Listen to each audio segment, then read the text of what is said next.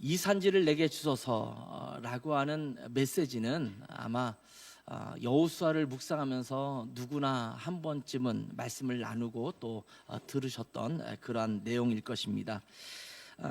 예굽을 탈출해서 가나안 땅을 향해서 이스라엘 백성들이 가고 있었는데, 이제 그들의 지도자였던 모세가 죽은 이후에 여호수아가 새로운 지도자가 되었습니다. 그리고 가나안 땅을 정복해서 나아갑니다.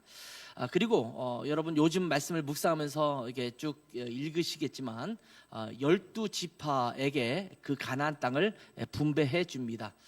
사실은 굳이 지파를 나누면 13개 지파가 돼요. 왜냐하면 야곱의 12아들이 이제 12지파를 형성하는데, 요셉 지파 그러면 좀 어색하잖아요. 요셉 지파라는 이름이 등장하지 않습니다. 요셉의 자손들 뭐 이렇게 표현하고 있잖아요. 근데 요셉의 두 아들이 있었어요. 첫째 아들이 므낫세고 둘째 아들이 에브라임인데, 야곱이 그들을 축복할 때 이 에브라임과 므낫세를 따로 지파로 형성하면서 이렇게 축복해 줍니다. 그래서 이 두 지파가 포함되어 있으니까 13지파가 되는 거잖아요. 그런데 레위 지파는 땅을 분배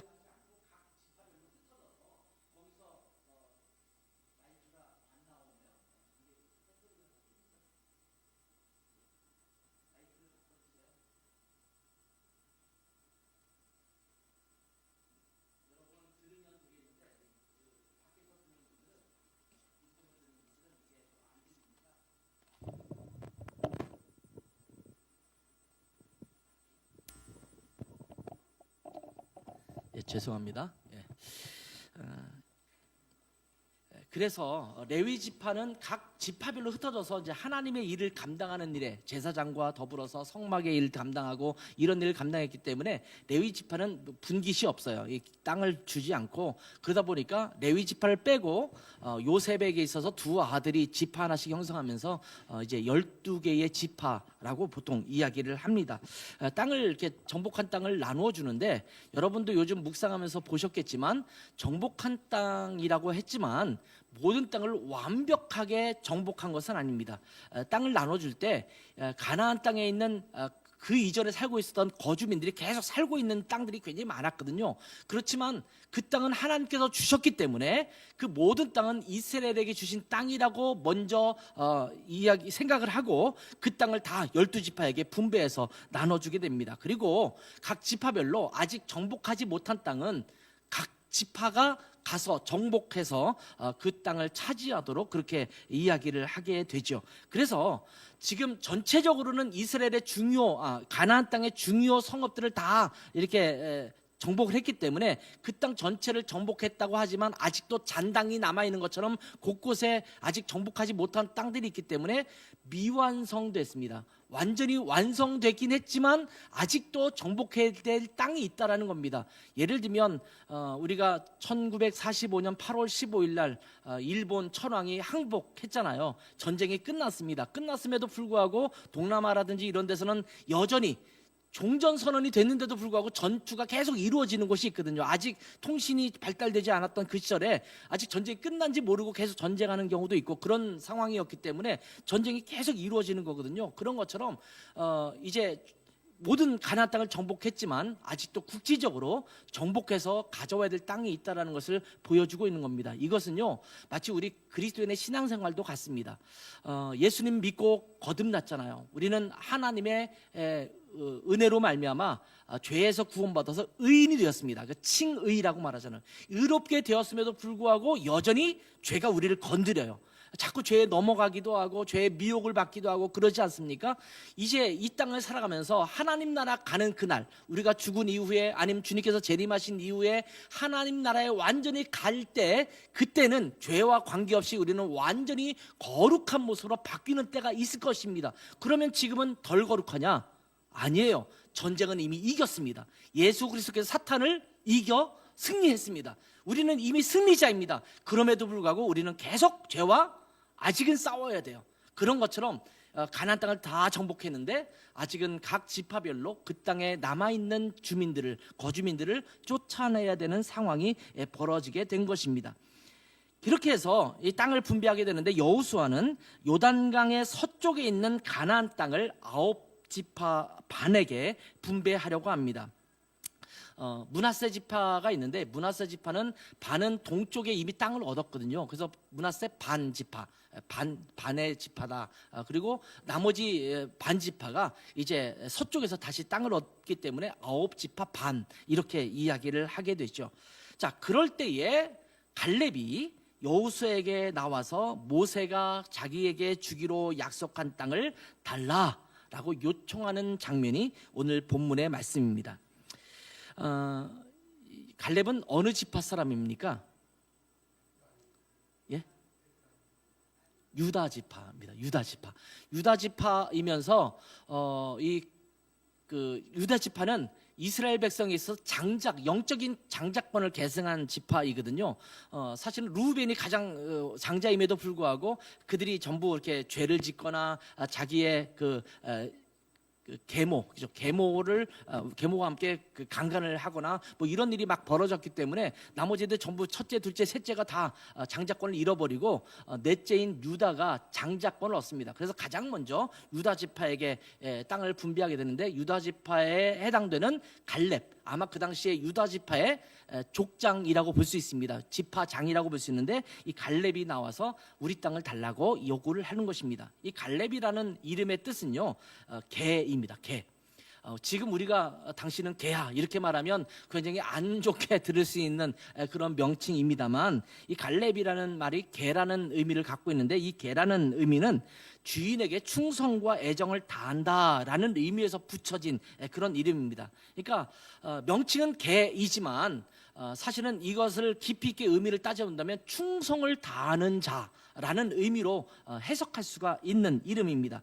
한번 주인을 정하면 결코 배신하지 않는 개의 충성심과 애정을 의미하는 이름을 갖고 있는 것이 갈렙이라는 이름입니다.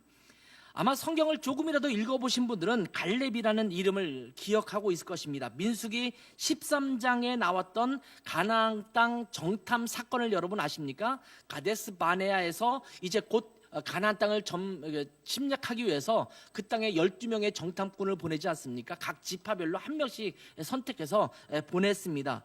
그런데 가나안 땅을 정탐하고 돌아온 12명의 그 정탐꾼 중에서 나머지 정탐꾼들은 이제 굉장히 좋지 않은 결과를 그들에게 보고했습니다.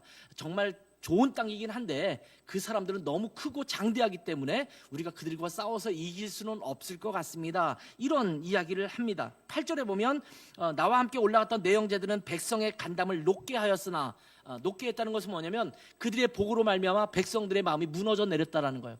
우리가 저거를 침략할 수 있을까? 정복할 수 있을까? 이렇게 만들었다라고 이야기하는 것입니다.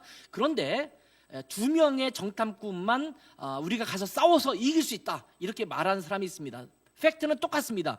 그 땅은 크고 견고한 땅이고 적과 꿀이를 흐르는 땅이고 그곳에는 아낙 사람이 살고 있는 엄청난 강력한 부족이 살고 있다라는 팩트는 똑같은데 그것을 정복할 수 있느냐 없느냐에 대한 의견은 갈라진 것입니다.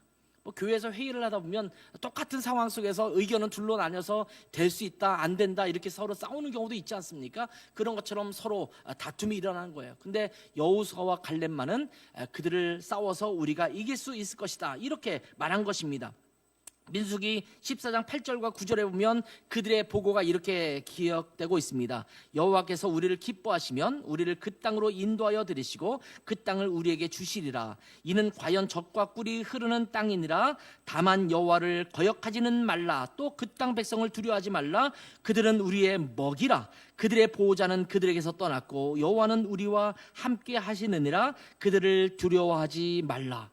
마치 하나님이 하시는 말처럼 그 당시에 지도자가 모세였는데 마치 모세가 하는 이야기처럼 착각될 정도로 여호수아와 갈렙, 그 당시 젊은 시절이잖아요. 40대잖아요. 이 갈렙이라는 사람의 나이는 40대예요. 여호수아는 조금 더 그보다 나이가 많았지만 그런 나이에 그 땅을 우리는 두려워하지 맙시다. 우리 그 땅을 차지할 수 있을 것입니다. 이렇게 이야기했던 것이 여호수아와 더불어서 갈렙이라는 인물이었습니다.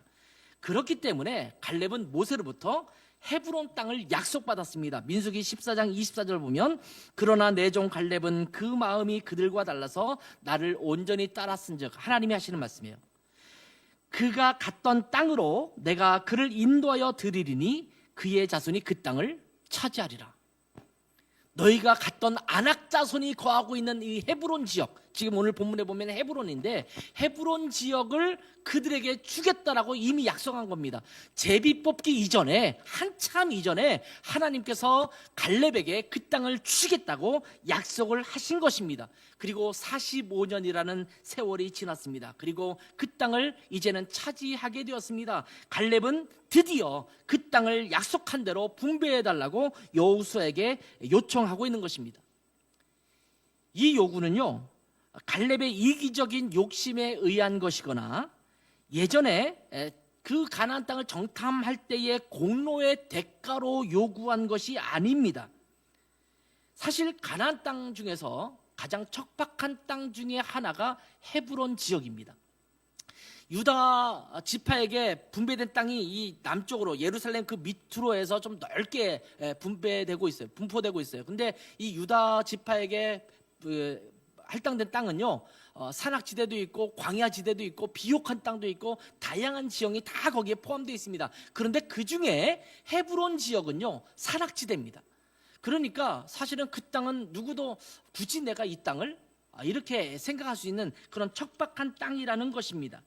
그 땅의 이름은 기럇 아르바라는 이름이었습니다. 이 기럇이라는 말이 성경에 많이 등장하는데, 기럇이라는 말은 성읍, 시티, 도시, 이런 의미입니다. 아르바의 성읍이다, 아르바의 시티라는 거예요. 아르바는 누구냐면 아낙 자손이라고 성경에 굉장히 자주 등장하는데, 기골이 장대하고 힘이 세고 그런 그 족속이었어요. 근데 그 족속의 최고 조상이 누구냐면 아르바라는 사람이에요. 그러니까 기럇 아르바, 이 아낙 자손의 조상인 아르바의 성읍이다라고 하는 것이거든요.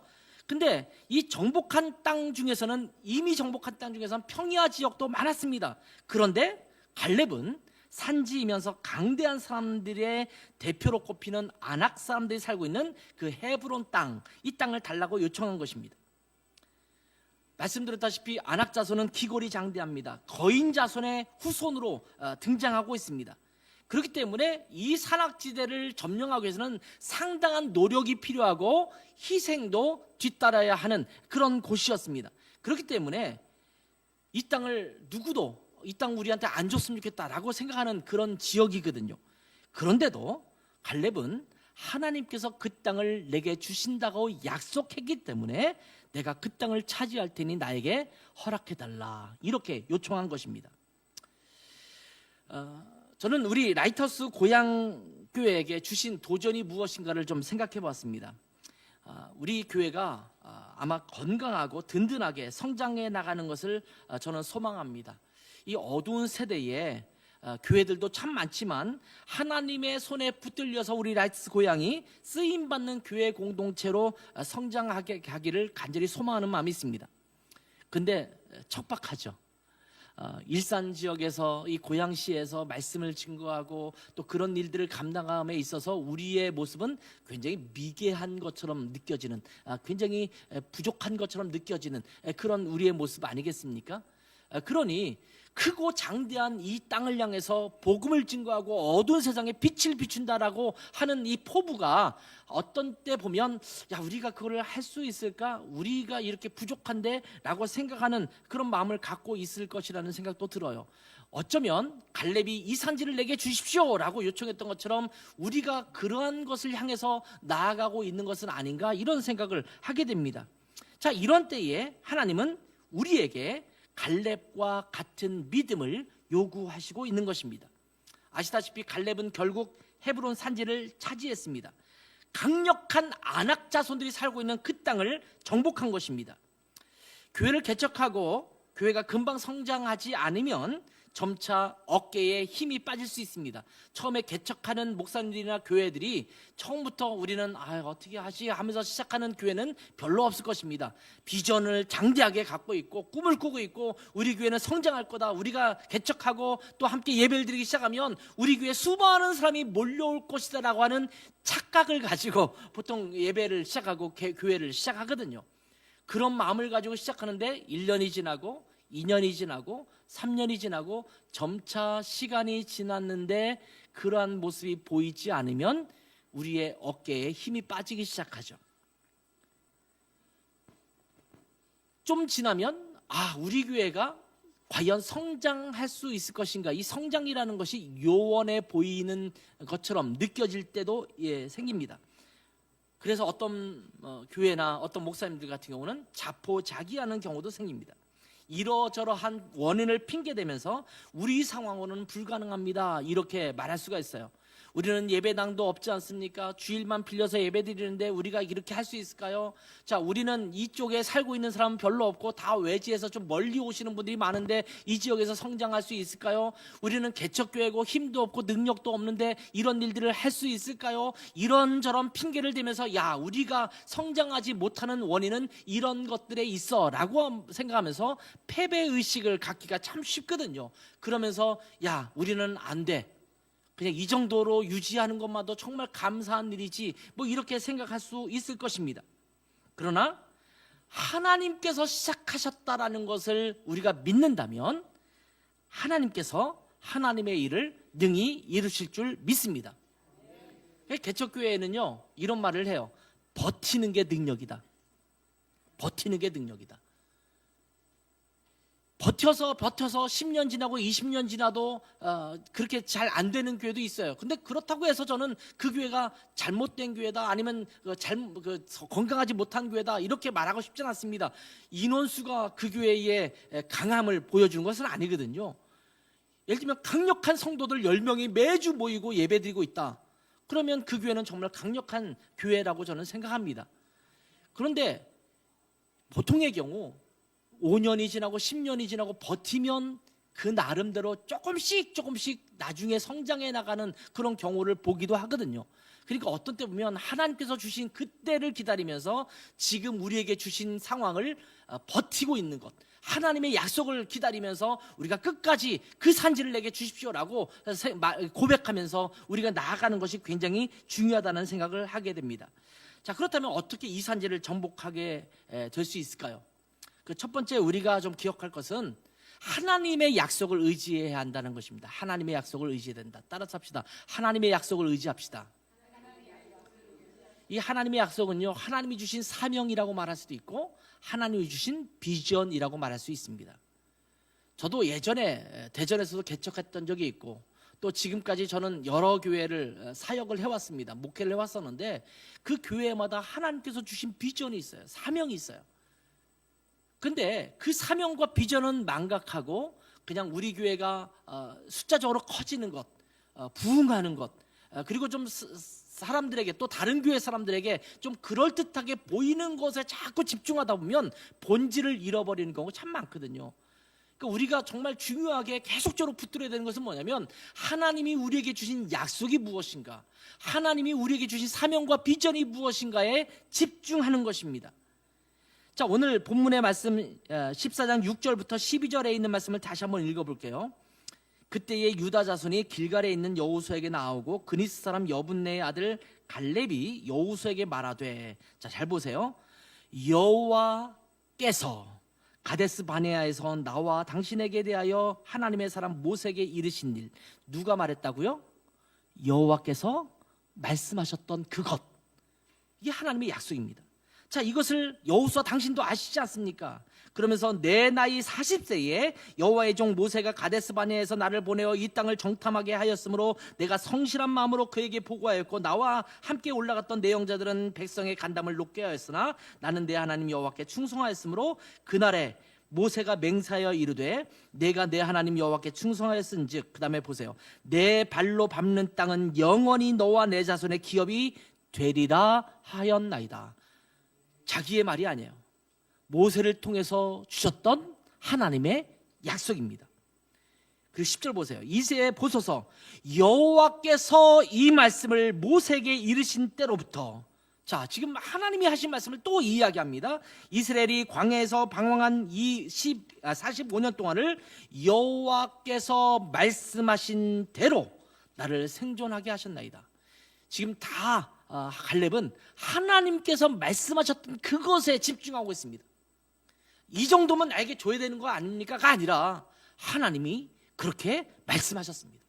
하나님께서 그렇게 약속하셨습니다. 하나님께서 그렇게 사명을 주셨습니다. 그 비전을 우리에게 주셨습니다. 이렇게 말하는 거예요.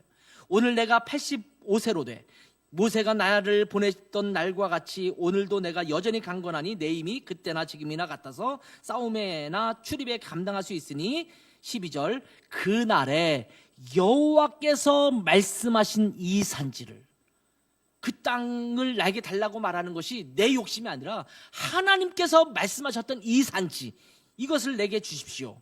당신도 그날에 들으셨거니와 그곳에는 아낙 사람이 있고 그 성읍들은 크고 견고할지라도 여호와께서 나와 함께 하시면 내가 여호와께서 말씀하신 대로 그들을 쫓아내리이다. 지금 철저하게 이 구절 안에서 갈렙이 얘기하고 있는 게 뭐예요? 하나님께서 말씀하셨다. 하나님께서 그 땅을 주셨다라는 거예요. 이것은 내 뜻이 아니라 내 생각이 아니라 내 의견이 아니라 하나님이 그렇게 약속하셨다라는 것을 말씀하고 있습니다. 어떤 일을 계획할 때 우리가 경계할 것 중에 하나는 뭐냐면 우리의 뜻이나 또 우리가 생각하고 있는 목표나 또 어떤 일의 성공적인 성취만을 바라보는 것입니다. 부흥이 우리의 목적이 되고 성장이 우리의 목적이 되고 내가 번듯한 어떤 교회를 이루고 내가 어떤 일을 해나갈 때 어떤 일어날 결과 그 성취 그것들을 목표로 삼기 시작할 때 때로는 하나님의 약속은 뒤로 밀려날 때가 참 많습니다. 반드시 우리가 기억해야 합니다. 우리의 뜻이나 목표나 어떤 일의 성공적인 성취를 바라보는 것을 내려놓고 하나님의 약속이 무엇인지를 바라보는 것입니다. 작은 교회는요, 교회가 성장하기를 원합니다. 성도 수가 많아지기를 원하고 멋진 찬양팀이 갖추어지기를 원하고 자유롭게 예배드릴 수 있는 예배당을 갖추기를 원합니다. 교회의 시스템이 잘 갖추어지기를 원합니다. 이런 것들이 나쁜 것은 아닙니다. 이왕이면 다홍치만 하고 그렇게 잘 갖춰지면 훨씬 더 하나님 앞에 은혜로운 예배를 드릴 수 있겠죠. 더 생동감 있는 교회 공동체로 자라가는 데 있어서 유익이 되겠지요.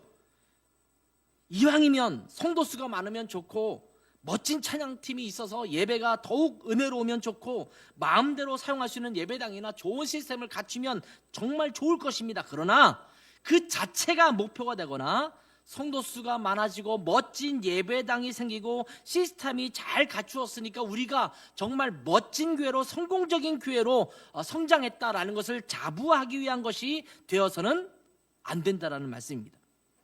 정말 하나님께서 원하시는 것이 무엇인가? 하나님께서 우리에게 주시기를 원하시는 것이 무엇인가? 하나님께서 이러한 상황 속에서 일할 것이라고 하는 약속을 주시고 있는가? 라는 것에 먼저 집중해야 합니다. 그것이 우리의 우선순위여야 합니다. 저는 우리 교회가 부흥하기를 원합니다. 아멘 하세요. 부흥하기를 원하죠? 성도 수가 많아지기를 저는 원합니다. 혹시 여러분 중에서 야, 이 정도면 되는데 뭘 자꾸 모여 이렇게 생각하는 분은 없겠죠? 성장했으면 좋겠어요. 교회는 또 생명력 있는 교회 공동체는 성장하고 잘하는 것이 사실은 마땅한 일입니다. 좀 더 하나님 앞에 정말 영과 진리로 예배하기 위해서 좀 잘 갖추어진 찬양팀이 있고 그렇게 좀 세션도 좀 있었으면 참 좋겠다라는 그런 마음도 들어요.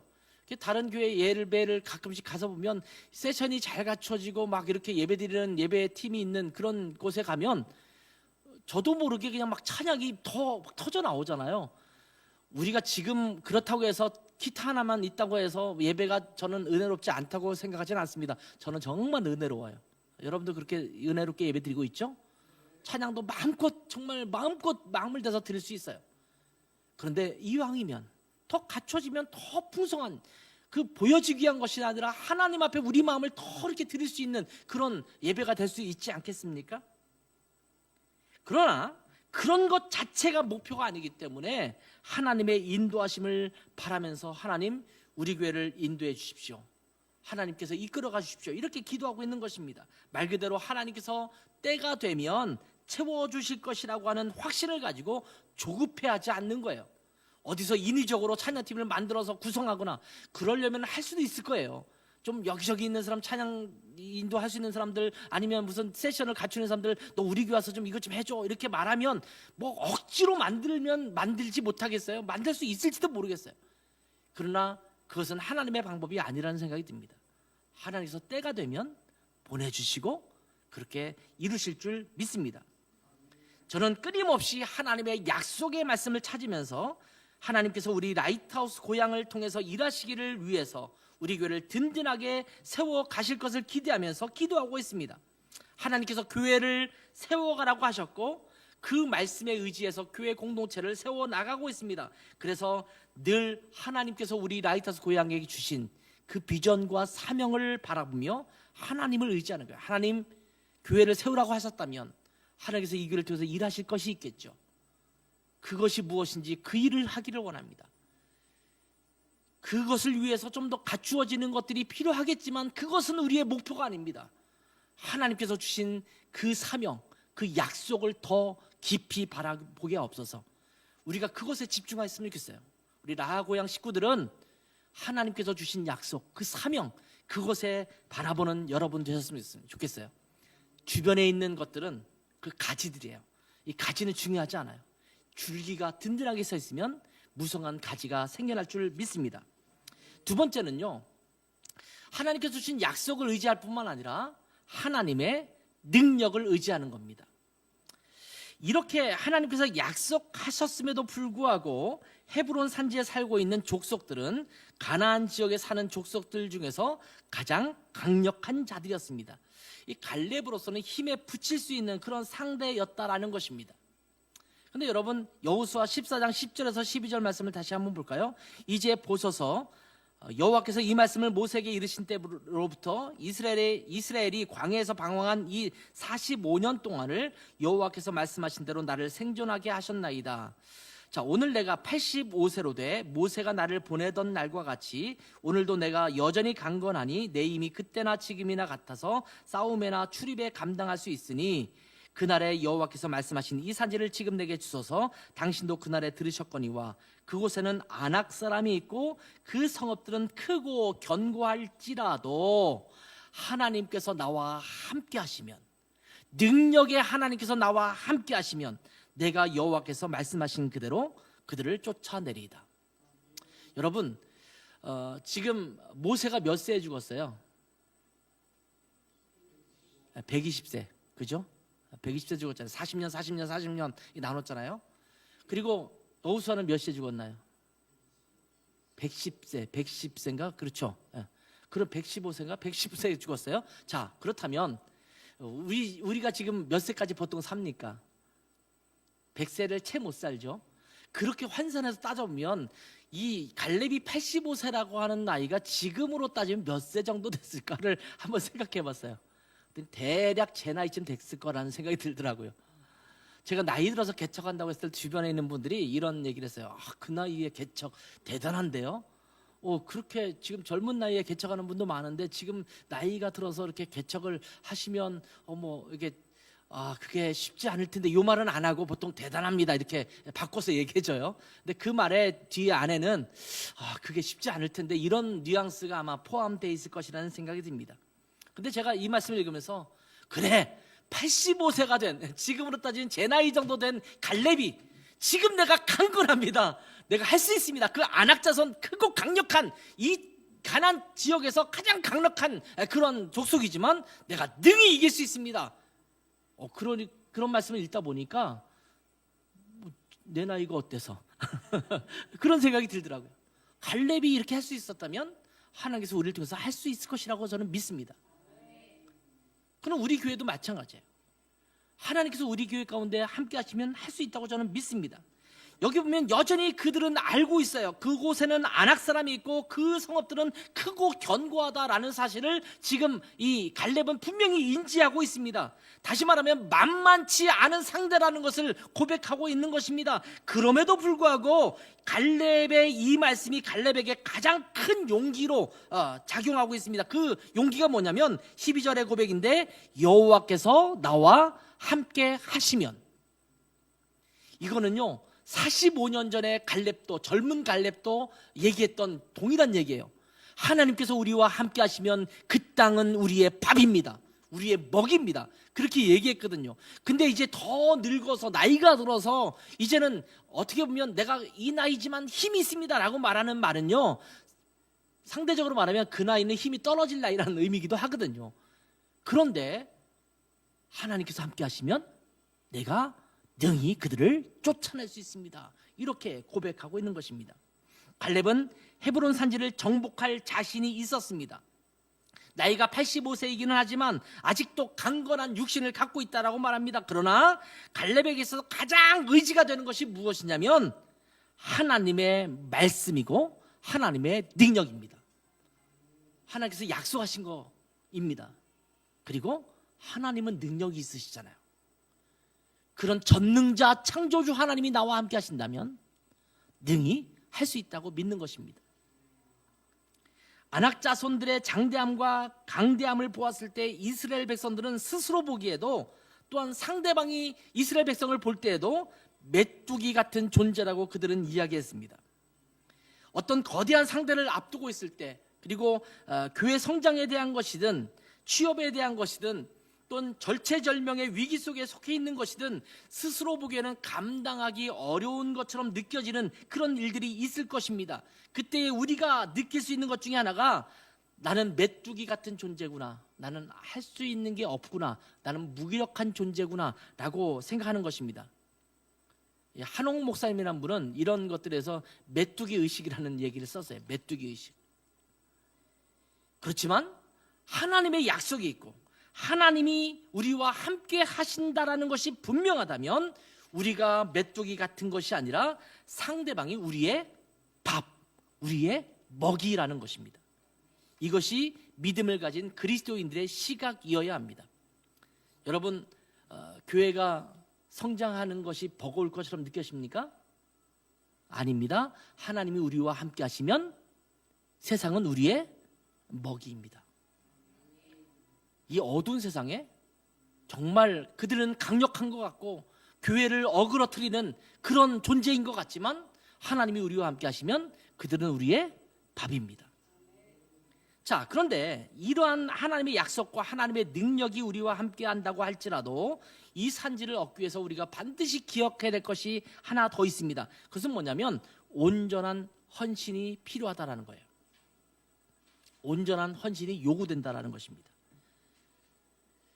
아무리 하나님이 약속해 주셨고 또 하나님의 능력이 함께한다 하더라도 내가 그 하나님 앞에 온전히 내 자신을 드리면서 순종하지 않는다면 그것은 그림의 떡일 거예요.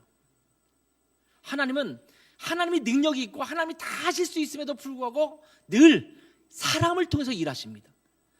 특별히 헌신된 자들, 충성된 자를 통해서 일하신 하나님이었습니다. 자, 오늘 본문 7절에서 9절에 있는 말씀을 보세요. 내 나이 40세에 여호와의 종 모세가 가데스 바냐에서 나를 보내어 이 땅을 정탐케 하였으므로, 자, 여기서 중요한 단어들을 계속 보세요. 반복되는 단어. 내가 무슨 마음으로? 성실한 마음으로. 번역은 성실, 충성 뭐 이렇게 돼 있지만 사실은 원어는 같아요.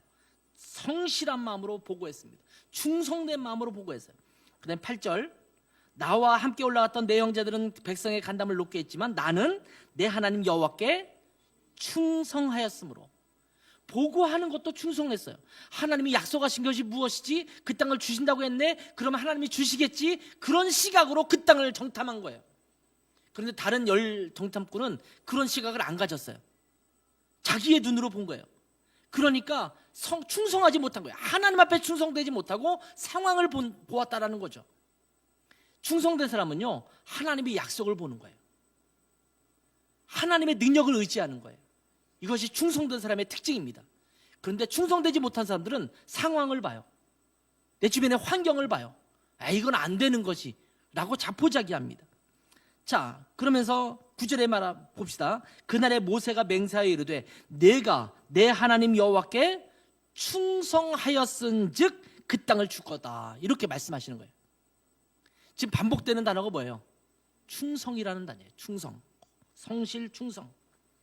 갈렙은 하나님을 향하여 충성된 자였습니다. 불성실한 태도로 살아가는 자가 아니라 주님 앞에 주어진 모든 일에 성실함으로 맡아 충성하는 자였다라는 겁니다. 내게 정탐꾼을 맡기든 민족을 그 지파를 이끄는 일을 맡기든 정복하는 일을 맡기든 어떤 일을 맡기든 하나님 앞에 성실하고 충성된 태도를 잃지 않았다라는 겁니다. 이것이 여기 성경 본문으로 보면 45년 동안 계속되었다라는 것을 보여주고 있는 것입니다. 자, 14절 또 읽어보면 헤브론이 그니스 사람 여분네의 아들 갈렙의 기업이 되어 오늘까지 이르렀으니 다 차지했다라는 거예요. 그러면서 이는 그가 이스라엘 하나님 여호와를 온전히 좇았음이라 라고 기록하고 있습니다. 자, 갈렙이 헤브론 산지를 차지할 수 있었던 이유를 뭐라고 말하고 있냐면 이스라엘 하나님 여호와를 온전히 좇았기 때문이다. 이 표현은요, 충성된 자의 모습입니다. 충성된 자는요, 그 충성하는 그분의 메시지와 그분의 명령에 순종하는 자입니다. 하나님은 충성된 자를 사용하십니다. 하나님은 온전한 헌신을 요구하십니다. 그러한 충성과 헌신이 있을 때 아무리 어려운 상대도 넉넉히 이길 힘을 주신다라는 겁니다. 여러분, 개인적으로 보면 올해 한 해를 2025년을 살아가면서 여러분에게 계획이 있고 또 준비한 또 성취하기를 원하는 그런 것들이 있잖아요. 뭐 저를 예를 들면 저 같으면 이사도 가야 돼요. 그렇죠? 저는 이사 가야 돼요. 그리고 집을 이사 가야 되고 우리 아이들이 취업을 하고 또 시험에 합격해야 되는 그런 과제들이 있어요. 지금 여러 가지 어떤 그런 일들이 있어요. 저에게 해야 될 일이 있어요. 또 우리 교회로 따지면 이 교회가 좀 더 하나님 앞에 부흥하고 성장하는, 그래서 이 시대에 정말 어두운 세대에 하나님의 일들을 감당하게 하는 그런 기틀을 갖추는 그런 것도 꿈이기도 해요. 지금 우리 안에 교회든 여러분 개인이든 여러분 가정이든 여러분이 목표하고 생각하는 것들이 있을 수 있다는 거죠. 근데 중요한 것은 그것에 대해서 하나님은 뭐라고 약속하시는가를 살펴보셔야 돼요. 여러분의 생각과 계획이 아니라 그것에 대해서 하나님이 뭐라고 말씀하시는지, 뭐라고 약속하시는지, 어떤 사명을 주시는지, 어떤 비전을 주시는지 보셔야 돼요. 그리고 그 일을 이루실 분은 하나님이시라는 것을 우리가 알아야 돼요. 믿어야 돼요. 내가 공부 열심히 한다고 합격되는 것이 아니거든요. 내가 열심히 한다고 내 일이 성취되는 것이 아니거든요. 농사꾼도 알거든요. 내가 열심히 일하면 농사가 잘 될 거라고 생각하지만 하나님이 도우시지 않으면, 태풍이 몰아치고 가뭄이 몰아치면 그 열심히 노력하고 애쓴 것이 다 물거품이 되고 말거든요. 그러니까 하나님의 능력이 덧붙여지지 않으면 안 돼요. 그러나 하나님의 약속이 있고 하나님이 주신 사명이 있고 하나님이 능력으로 함께 하시더라도 내가 하나님 앞에 헌신하지 않으면 그 일은 이룰 수 없는 겁니다. 하나님, 나에게 승진의 축복을 주십시오 라고 기도하면서 맨날 직장 가서 놀고 있어요. 자기 일은 제대로 안 해요. 엉뚱한 데 관심을 가져요. 충성되지 않은 거거든요. 모든 일을 죽게 하듯 해야 되는데 그렇지 않으면서 어떻게 승진이 이루어질 수 있겠어요? 내가 좀 돈을 많이 벌게 해주세요 라고 기도했다면 열심히 일해야 되잖아요. 내가 합격하게 해주세요 이렇게 기도했다면 하나님, 답이 무엇인지 번호가 딱딱 진하게 보여주게 해주십시오 이런 기도가 아니라 내가 열심히 하나님 앞에 기도하면서 하나님, 내 지혜가 이 정도인데 하나님의 지혜를 덧입혀 주셔서 제 지혜를 뛰어넘게 공부 잘할 수 있도록 해주세요. 저는 열심히 공부하겠습니다. 이런 우리 헌신이 있어야 되지 않겠습니까? 작은 교회가 성장하는 것은 쉽지 않습니다. 그러나 하나님께서 약속하시고 함께 하신다라는 것을 믿으면 넉넉히 가능할 줄 믿습니다. 그러나 그것을 믿고 가만히 있어서는 안 된다라는 말씀입니다. 우리의 온전한 헌신이 필요합니다. 희생을 각오하고 주님의 약속을 따라 나아가는 결단이 필요합니다. 많은 성도들이 우리 교회가 부흥하게 해주십시오라고 기도하면서 바라면서 자기는 교회에 헌신하지 않아요. 희생하지 않아요. 자기의 시간을 투자하지 않습니다. 자기의 마음을 또 재능을 투자하지 않습니다. 그러면서 우리 교회는 왜 부흥 안 하지? 라고 말하는 것은 온전한 헌신이 없는 거거든요. 그러면 우리 라이트하우스 고향이 어떻게 이 시대의 어두운 세상 속에서 쓰임받을 수 있겠습니까? 하나님이 약속하셨고 하나님이 전능하신 힘으로 우리와 함께 하시지만 우리가 헌신하지 않으면, 우리가 희생하지 않으면 하나님은 그 일을 이루시지 않으실 것입니다. 갈렙은 하나님의 약속을 의지하고 하나님의 능력을 의지하면서 더불어서 내가 그렇게 헌신하겠습니다. 충성을 다하겠습니다. 라고 주님 앞에 나아갔을 때 하나님께서 갈렙에게 헤브론 산지를 허락하신 것입니다. 이렇게 하나님의 약속을 의지한 채 나아가는 자에게 하나님께서는 축복하십니다. 자, 오늘 본문 13절부터 15절에 있는 말씀을 다시 한번 볼게요. 여호수아가 여분네의 아들 갈렙을 위하여 축복하고 헤브론을 그에게 주어 기업을 삼게 하매 헤브론이 그닛 사람 여분네의 아들 갈렙의 기업이 되어 오늘까지 이르렀으니 이는 그가 이스라엘의 하나님 여호와를 온전히 좇았음이라. 그렇게 이루게 된 이유는 하나님 앞에 온전히 자기 자신을 들여서 따랐기 때문이다 라고 말합니다. 헤브론의 옛 이름은 기럇 아르바라. 아르바는 아낙 사람 가운데서 가장 큰 사람이었더라. 그리고 그 땅에 전쟁이 그쳤더라. 하나님은 갈렙이 충성스럽게 하나님의 약속을 의지하고 하나님의 능력을 의지하여 헤브론 산지를 향해서 전진했을 때 그 축복을 주셨습니다. 그 산지를 주셨을 뿐만 아니라 그 후에 전쟁이 그치게 하셨습니다. 엄청나게 강대한 아낙 사람들을 물리치고 그 산지를 차지하는 축복을 누리게 하셨습니다. 올해 안에 우리 여호수아를 읽으면서 한 해 시작했잖아요. 아마 여러분에게 주시는 산지가 있을 거예요. 강력하고 좀 버거운 그런 상대일 수도 있어요. 그럼에도 불구하고 하나님의 약속을 찾고 그 약속을 의지하며 하나님의 능력을 의지하고 내가 헌신한다면 여러분 올해 안에 하나님의 능력을 이룰 줄 믿습니다. 아프신 분이 있다면 그것도 주님 앞에 믿으세요. 하나님이 고쳐주실 것이라는 약속의 말씀을 받으세요. 하나님은 치료하시는 하나님이에요. 여호와 라파 하나님이세요. 하나님께서 고쳐주실 능력이 있다는 것을 믿으세요. 의지하세요. 의사가 고치는 게 아니라 병이 약국이 고치는 게 아니라 하나님이 고치시거든요. 그런데 여러분은 온전하게 헌신해야 돼요. 약도 잘 먹고 병원도 잘 다녀야 돼요. 그게 헌신이에요. 나는 가만히 있으면서 하나님께서 고쳐주실 거라고 생각하면 안 되는 거예요. 아까 신 목사님께서 12해 동안 혈루증 앓던 그 연에 대한 얘기를 했잖아요. 얼마나 충성스럽게 자기 병을 고치기 위해서 돌아다니는지 몰라요. 근데 헛것을 쫓아다녔잖아요. 근데 나중에 뭘 했어요? 가만히 있던 것이 아니라 예수님의 옷가에 손을 대는, 얼마나 기를 쓰고 손을 댔겠습니까? 며칠 전에 제 아들이 사진 한 장을 딱 보내왔어요. 우리 가족창에. 저는 둘째하고 우리 첫째가 사진 찍어서 보낸 줄 알았어요. 근데 보니까 손흥민하고 둘이서 이렇게 어깨동무하고 사진 찍었더라고요. 우리 하나미는 케인하고도 찍고 하여튼 유명한 그 축구 선수라고 굉장히 많이 사진 찍고 또 옷도 받고 막 사인도 받고 이랬거든요. 그래서 너는 대단하다. 어떻게 유명한 축구 플레이어들하고 이렇게 사진을 찍고. 손흥민이 얼마 전에 호펜하임이라는 팀하고 싸웠거든요. 독일에 와서 가서 또 경기를 보면서 사진을 찍은 거예요. 야, 너는 좋다 그랬더니 그렇게 하기 위해서 무진 애썼다는 거예요. 그렇게 사진 한 장 아무렇게나 나온다는 게 아닌 거예요. 기다리고 찾고 이렇게 할 때 사진 한 장 얻는 거예요.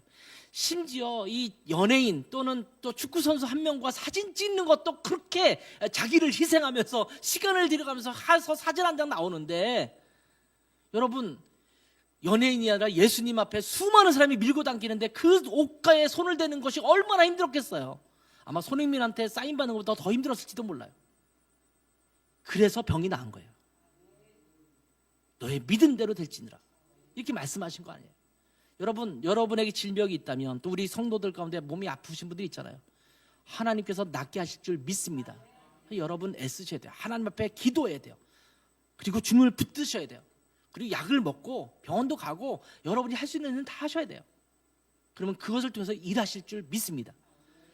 직장에서, 일터에서, 그리고 우리 라하 고향의 사역 가운데 하나님께서 그렇게 일하실 걸 붙들고 올해 안에 승리하는 우리 모두가 되기를 주님의 이름으로 축원합니다. 기도하겠습니다. 잠깐 기도하면서 혹시 여러분에게 산지라고 생각되고 있는 올해 한 해의 산지는 무엇입니까? 한번 생각해 보세요. 여러분의 자녀들의 진로와 입학과 또 여러분의 승진, 또 취업, 그리고 병을 낫기를 원하는 것, 또 여러 가지 여러분 올해 안에 또 치러야 될 과제들이 있지 않습니까? 그것이 산지예요. 네, 여러분 하나님께서 무엇을 약속하시는지, 그리고 하나님의 능력을 붙들면서 내가 그 일에 온전히 헌신하겠습니다. 하나님 갈렙이 헤브론 산지를 얻듯이 우리도 그 산지를 주님 주옵소서라고 기도하며 주님 앞에 붙들고 나아갈 텐데, 하나님 이 기도를 응답하옵소서. 갈렙의 축복을 누리는 한 해가 되게 없어서 함께 기도했으면 좋겠습니다. 잠깐 우리 함께 합심하여 기도하겠습니다. 아버지 하나님, 우리가 말씀을 함께 나누었습니다. 하나님, 갈렙이 이 산지를 내게 주소서라고 주님 앞에 간구하며 기도하며 충성을 다하여 하나님을 온전히 좇았던 하나님 그 모습을 우리가 함께 살펴보았습니다. 하나님, 우리 라하 고향 가운데 하나님이 주신 사명과 비전이 있습니다. 하나님, 이제 그 약속을 주신 하나님을 의지합니다. 하나님의 능력을 의지합니다. 전능자 하나님을 붙듭니다. 하나님뿐만 아니라 그 하나님을 바라보면서 하나님, 우리 자신을 온전히 헌신하여 하나님 그것에 우리 자신을 드리기를 원합니다. 충성되게 하나님 주님을 위해서 그렇게 섬기기를 원합니다. 하나님, 그래서 하나님께서 갈렙에게 그 산지를 허락하셨던 것처럼 우리 라하 고향에게도 하나님의 산지를 허락하시는 놀라운 축복과 은혜가 있게 없어서 크고 견고한 성읍일지라도, 크고 장대한 안악사람과 같은 그런 존재일지라도 하나님을 믿고 따르면 하나님께서 그 일을 하나님 성취시켜 주신 것을 우리가 분명히 기억하게 하시고 하나님 믿음으로 나갈 수 있도록 도와주십시오. 우리 가정에게, 우리 성도들의 질병과 가정과 자녀들과 하나님 직장과 일터와 모든 삶 속에서 우리에게 주어진 산지가 있다면 그 산지를 향해서 말씀을 붙들고 나아가게 도와주시고, 2025년 하나님 갈렙이 그 산지를 얻는 축복을 누렸듯이 그 갈렙의 축복이 우리 라하 고향 가운데, 우리 각 가정 가운데, 우리 모든 성도들 가운데 온전히 이루어지는 축복과 은혜가 누려질 수 있도록 은혜 베풀어 주시옵소서. 감사하며 예수님의 이름으로 기도했습니다. 아멘. 아버지 하나님, 올해 안에 갈렙의 축복을 누리게 하옵소서. 그 축복만 바라보는 것이 아니라 하나님, 그 하나님의 약속, 그 사명을 보게 하시고 하나님의 전능하신 손길, 그 능력을 의지하게 도와주시고, 그리고 우리에게 주어진 것을 최선을 다해서 희생하고 우리 자신을 드려서 하나님께서 우리에게 주신 그 산지를 올해 안에 온전히 취할 수 있는 축복과 은혜가 누려지게 하옵소서. 우리의 가정과 또 우리가 일터와 또 우리의 학업터에서 이 축복을 누리게 도와주시고, 질병이 있는 우리 지체들이 있다면 그들 가운데도 하나님께 의지하고 바라볼 때 그 모든 것을 낫게 하시는 축복과 역사가 나타나게 도와주시고, 우리 라하 고향에도 하나님의 놀라운 역사가 성취되는 은혜가 있게 하옵소서. 감사하며 예수님의 이름으로 기도했습니다. 아멘.